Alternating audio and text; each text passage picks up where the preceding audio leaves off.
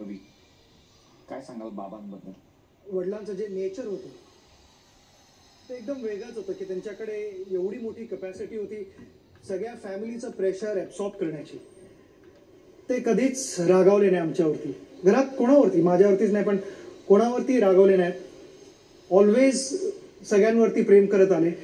In fact ज्या वेळेला मी cricket खेळायला सुरुवात केली आणि इंडियाला खेळलो, 16 वर्षाचा होतो फक्त, आणि 16 वर्षाच्या मुलाला कंट्रोल थोडं लूज करणं आणि एकदम वाटायला लागणं ओव्हरनाईट की आपण मोठे झालोत कोणतरी, ते एकदम सोपं आहे.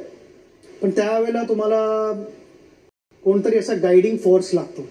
क्रिकेटमध्ये ऑब्व्हियसली माझी फॅमिली होतीच, भाऊ आणि बाकीचे सगळे मला गाईड करत होते, पण जनरली आयुष्यात कोणतरी गाईड करणारं मला पाहिजे होतं.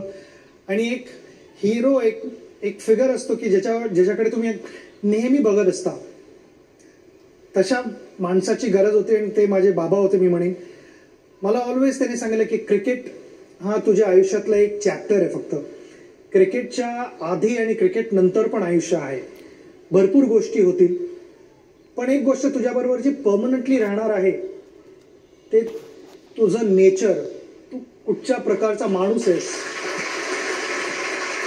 बाबांचं